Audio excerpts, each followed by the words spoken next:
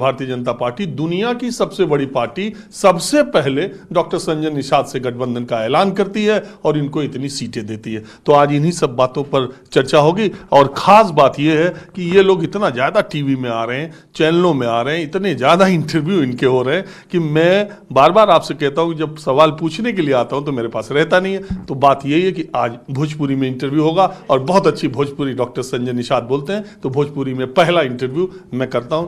Doctor साहब, इतना importance आपको बढ़ गई, सोचले रहना ना जौन कहले कि डॉक्टर संजय नया खिलाड़ी बाटे, तमन के खिलाड़ी ने हमार समाज अनाड़ी बा, हमनो अनाड़ी बाटी। तब्बे तो कांग्रेस 70 साल से हमारे अनाड़ी पड़ के लाभ उठौलस, समाजवादी पार्टी, बहुजन समाज पार्टी भी हमारे समाज के अनाड़ीपन के लाभ उठौल। अब हम लोग के मिल के भारतीय जनता पार्टी के साथ मिलके जो बढ़हन पार्टी बा ओकरे संगरी मिलके हम लोग खिलाड़ी बनकर खेल जीत कर 2022 में दिखाकर, यह हमारा उम्मीद बा। इसी के साथ गठबंधन कैली बा। देखिए, एक बात है, लोग कह रहे हैं कि पूर्वांचल और इधर के एरिया का जितना बड़ा बड़ा क्षेत्रीय छत्र या जाति का या एरिया के नेता हो, एकदम कुल साइकिल की तरफ चल गए, खाली डॉक्टर साहब कमल कमल करत हूँ। देखल जबले रसगुल्ला में चीनी रहल तबले तो बढ़िया से रहना, रसगुल्ला खैना, पूरा चूसत रहना। आज जब चुनाव आयोग में से चीनी खत्म कर दिलस, आज जब मिठाई खत्म हो गए और चुनाव आयोग कहलस कि जा पहले से गांव के जनता से फिर ओके चार्ज के अलावा असली में चीनी मिठाई वही जनता के पास बा। जब बटन दबाई तब फिर तोरे रसगुल्ला में ठीक से चीनी आई, तो फिर छटपटाहट हो गई कि भाई जनता तो हमें फिर से जनता के लिए 5 साल काम नहीं कैल गई। इन लोगों के बात हम बताई कि जब गोरखपुर में प्रधानमंत्री का रैली रहल तो यह सब लोग जितना दिन हर बार घूमत बाटे, यह लोग रिपोर्ट कार्ड दे के गए बाटे कि मोदी जी बढ़िया बाटे, योगी जी बढ़िया बाटे, बहुत बढ़िया बढ़िया काम कैले आटे, बिना भेदभाव के सबके योजना के लाभ दिले आटे, पिछड़ा वर्ग आयोग बनौले आटे, पिछड़ी जात के लइकन के मुख्यमंत्री तक बनौले आटे, कई मंत्री बाटे, प्रधानमंत्री खुदे पिछड़ी जाति के बाटे। ये सब रिपोर्ट कार्ड दे के गए बाटे। सब लोग कहना हम जब मंत्री रहली तो सबसे बढ़िया हमन काम कैले बाटी, और जब चुनाव आयोग ये सब उन्हन पास के शक्ति खत्म कर दिला तब बीमारी हो गई, कुछ उल्टा पुल्टा बोल। हम उम्मीद रखत बाटी कि फिर से वो तबीयत जब ठीक हो जाए तो फिर से मोदी जी योगी जी याद आई हैं, फिर यह आई हैं वो लोग, हमें पूरा आशा बा। लेकिन लोग ये भी कहना कि निषाद लोग जो हो, चूँकि भगवान श्री राम के ज़माने से निषाद राज का संबंध चली आवत है, तो लोग कहलें कि निषाद ज़्यादातर जो हुआ वो हिंदुवादी हुआ, थोड़ा धार्मिक प्रवृत्ति का होलन, पूजा पाठ में लगल रहन। तो डॉक्टर संजय निषाद पार्टी तो बना लेना, लेकिन बीजेपी से हाथ मिलावत हो, एक न एक दिन बीजेपी नहीं के खा जाई। देखल निषाद राज और राम के गले मिलन दुनिया में बहुत बढ़न शांति आई रहल। एक मतलब वह समय अशांति रहल, शांति करते दोनों जने मिलल रहने। एक स्कूल रहल जो है अयोध्या में गुरुकुल, उसमें 2 कुल के लोग पढ़ाता ना, एक रघुकुल के एक निषाद राजकुल के, और दोनों लोग मिलके जब पढ़े और दोनों लोग जब राम को अयोध्या से निकाले गए ना और जब वो श्रीलंका के तरफ गए ना, तो राम के पास सेना नहीं रहल और निषाद राज पूरा सेना दे के श्रीलंका पर विजय प्राप्त करौना। राम के कैबिनेट में जब निषाद राज आयल तब जाके राम राज आयल। तो वही करतीन फिर doctor Sanjay Nishad party, Bharatiya Janata party, जो कि राम राज की सोच लेकर भारतीय जनता पार्टी राम मंदिर आंदोलन करके इस देश के संस्कृति जो पुरान रहल, जिसे मुगल और अंग्रेज नष्टीकरण कैले हन, उस संस्कृति के भारतीय जनता पार्टी फिर से बनावत या। तो निषाद संस्कृति इस देश के पुराना नाम रहल। वैदिक एवं ब्राह्मणी धर्म नामक पुस्तक जो फैजाबाद के केसी पाठक हैं, श्रीकांत पाठक हैं, वो लिखले बाटे कि इस देश में भारत में जिस संस्कृति के आगमन भइल बा वो संस्कृति का नाम निषाद संस्कृति है। और आज जो है सभी लोगों का धर्म का ज्ञान निषाद दहले हैं। तो आज के दिन में राम के गंगा पार करा गई बढ़िया से। देखिए, वो तो बात आपके ठीक है, आपके पार्टी का ताकत बढ़ल बा, यही हिसाब से लगत बा कि दुनिया की सबसे बड़ी पार्टी जो ने पार्टी के पास एक एमएलए वो है कि ना, ओके 16 सीट देत बा। तो यही से पता चलत बा कि आपको महत्व बहुत बढ़ल बा। लेकिन बहुत लोग ये कहत हुआ लखनऊ में चर्चा बा, प्रदेश में चर्चा बा। अरे डॉक्टर संजय निषाद तो पैसा पर टिकट बांटत हो, चल जा। ये आरोप लगा था आप पर। जेकर जे कुछ कराला बढ़िया बढ़िया ऊपर पहले ही भारत में आरोप लगाला, वह आरोप ही उस बढ़ले कर काम अच्छा कैले के। जे कुछ करबे नहीं करे ओकरे ऊपर आरोप का लगी, तो आरोप जेकरे ऊपर लगा ले करे मतलब वो कुछ करत बा, बढ़िया कुछ करता। ऐसा आरोप लगावे वाला कोई आधिकारिक रूप से कहीं उसको देखा हो, कोई आवे बयान दे। जिसकी दुकानें बंद होता टिन, जेकर जेकर दुकान चलत रहा निषादे कोटे से, चाहे कांग्रेस के, चाहे सपा के, चाहे बसपा के।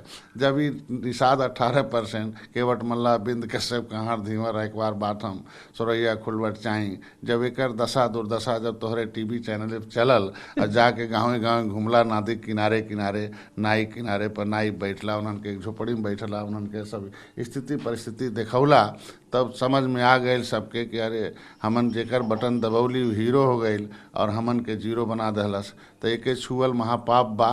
जब रू जाने कौन विभागे में देखे न कि भाई हमार बिरादरी के हो चपरासी होत बाबू रहत, तो उनके संगरी जाती और अपने अधिकारी से अपन फरियाद कह के अपन न्याय ले लेती। तो पता चला न थाने पर पावे, न अपने बिरादरी के, न बीडी ब्लॉक पर पावे, न तहसील में, न के अस्पताल में। तो उन्हें कुंठा होला कि अरे साइकिल दबौली तो उनके बिरादरी हर जगह देखन, उनके माई के कोखे के हाकिम पैदा होता है, हमारे माई के कोखे से मजदूर पैदा होते हैं। और साइकिल जब हाथी के देखे लो हमें कहना हाथी दलदल में रहल, हम बटन दबा दली महल में हो गए और हमन दलदल में बाटी, तो उनको लगा कि बहुत गलत महापाप हो गए। तब कांग्रेस के बटन दबाव बंद कर देना, साइकिल के बटन दबाव बंद कर देना और हाथी के बटन दबाव बंद कर देना। तो आज देखा ले उनके दुकान जब बंद होता तो कुछ न कुछ आरोप लगेबे करी हैं। लेकिन आज ये कहल चाहता थी कि मछुआरा जौने नाई पर बैठा लो, नाई कबो डूबे नहीं देला।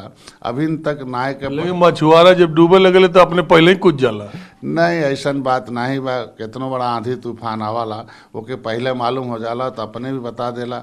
जेके पौरे नहीं आवाला वो डूब जाला, जेके पौरे आवाला वो कबो नहीं डूबाला, भले कितनो आंधी तूफान आवाला। तो यही नाते तो डॉक्टर संजय अखाड़े के नहीं भाड़े के नहीं अखाड़ा के पहलवान बनौले आते हैं, पूरा तैरे के बतौले आते हैं कैसे नाई पार हुई, कैसे राजनीति में नैया पार हुई। निषाद सबके नैया पार कहना, चाहे कांग्रेस हो, चाहे बसपा हो, सपा हो, 70 साल से। लेकिन वो सब तो पार हो गए ना, इनके मझधार में छोड़ देना। तभी सब ये लिए कहा थी कि बहुत लोग कहते हैं कि देखिए जब निषाद पार्टी की लिस्ट आई तो मन जो निषाद लड़ी है वो या तो डॉक्टर साहब के रिश्तेदार हुई हैं या घर वाले हुई हैं, और बकिया दूसरी जात वाले सब रही हैं। ये रणनीति के विषय बा कि हम निषाद पार्टी के लिए भी लग गए बा। एक नाम है निर्बल इंडियन शोषित हमारा आमदल। वो सब निर्बल बा जे राजनीति के शिकार बा, और वो सब सफल बा जे राजनीति के हिस्सेदार बा। लेकिन हमें निषाद ज़्यादा गरीब बाटे, ज़्यादा निर्बल बाटे, और डॉक्टर संजय सौभाग्य से निषाद कुल के एक नेता बाटे। तो इस पार्टी का नाम है निषाद हो गई बा कि मछुआरन के पार्टी हो गई बा। आज के दिन बा कि भारतीय जनता पार्टी के संगरी कि भाई आज भारतीय जनता पार्टी के पास पैनल है, हर गांव में उनका बूथ है, पन्ना प्रमुख है, उनके पास त्रिदेव हैं, उनके पास शक्ति केंद्र है, उनके पास बूथ ब्लॉक की कमेटी, उनके पास कार्यकर्ता बहुत हैं। तो हमार बिरादरी अगर निषाद पार्टी से लड़ता निषाद, तो ओके हरले के ज़्यादा संभावना बा दूसर बिरादरी कहले काहे निषादे को वोट दें निषाद पार्टी के। लेकिन आज के दिन में अगर हमार बिरादरी कमल से लड़ता तो हर बिरादरी वोट दे दी, जीत जाए। तो जीतावल जरूरी बा, निषादे के विधानसभा भेजल जरूरी बा। बहुत लोग यो कहत यह बतिया पूरा हो जाए दहला, क्योंकि तब भारतीय जनता पार्टी में पहली बार है कि आज के दिन में कम से कम 13 लिस्टें जितनी निकली हैं उसमें 15 निषादों को, मछुआरों को हम टिकट देने में सफल भइल बाटी और सब जीत के आई हैं। आप और दियावत हो, वो आपके यहाँ दिया। और निश्चित रूप से जब जीते लायक हुई, लेन देन तो करना पड़ता है ना। हम लोग वोट का लेन देन कर रहे हैं और अपने प्रत्याशियों का लेन देन कर रहे हैं। अगर हमारे प्रत्याशी वो लड़ा होता है तो उनका प्रत्याशी 2-4 तो हम। अच्छा, ये लोग कहते हो कि डॉक्टर संजय निषाद के पटिया में टिकट तो मिली, लेकिन तय तो अमित शाह करत हो, वहीं से दूरबीन लगौले हो, यहाँ आपको छानबीन करत रहते हो। देखल जा ओम प्रकाश भाई भी रहना 2017 में, अनुप्रिया भी रहलिन, तब 9 सीट पवले रहना। अगर अपने दिमाग से कहना तो सब 5 हार गए ना, 4 जितना। और अनुप्रिया जी मिल के काम कैलिन अमित शाह जी से, तो 11 में 9 जितलिन हैं। तो आज के दिन में अमित शाह जी अनुभवी नेता हैं, उनके पास सर्वे टीम है, उनके पास पैनल है, उनके पास हर बूथ पर आदमी हैं।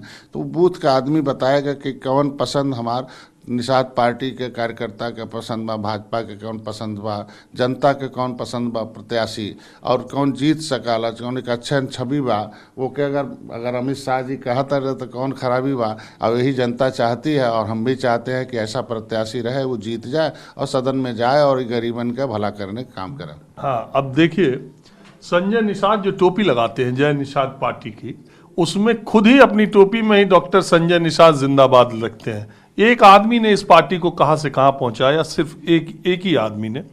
और मैं दूसरा सवाल ये है डॉक्टर साहब कि 15 टे आपके टिकट मिलल है, ज़्यादातर वो इलाके में मिलल है, तो क्या आप जिला वाइज लेते हैं, एक जिला में एक टिकट लेते हैं या कोनो कोनो जिला में 2 टिकट लेते हैं, और आप चुनाव लड़ेंगे कि नहीं? सौभाग्य से आप लोगन के प्यार और स्नेह से, आप लोगन के मार्गदर्शन से 13 किताब लिखली, इतना बड़ा आंदोलन कैली। 7 जून 2015 के कसरवल में रेल रोका ताली, गोली खैली, भाई मारल गए, जेल गईली, और अपना आवाज़ यहाँ से प्रधानमंत्री तक, अमित शाह तक उठौली। कौनो मंच रहल, चाहे प्रधानमंत्री के मंच रहल, तबो हम चिल्लाइला कि निषादन के दशा बहुत खराब बा, पिछली सरकारन के बहुत धोखा देलन हैं। हम वकील हो कि भारतीय जनता पार्टी जज है, फैसला करिए इनके लिए, आज नहीं कल करिए, उसके लिए जांच शुरू हो गई। तो मेरे इस कृत्यों को ध्यान में रख के राज्यपाल ने हमें मनोनीत कर दिया और मिलसी मनोनीत कर दिया। मैं 403 विधानसभा का लड़ाई लड़ा था, मैं हार गया था 2017 में, और 403 गांव का मैं लड़ाई लड़ा था। हमका एमएलसी तो बहुत लोग चुनाव लड़त हो, ये लिए हम पूछते थे। नहीं तो मैं कहा था ना कि अब हम 403 विधानसभा के एमएलसी बना गए बाटी, 403 विधानसभा में प्रचार करके जितावे के बाद हमारे लोग चुनाव लड़ेंगे। जो कार्यकर्ता पदाधिकारी हैं वो लड़ेंगे, जो पहले से तैयारी कर रहे हैं वो लड़ेंगे।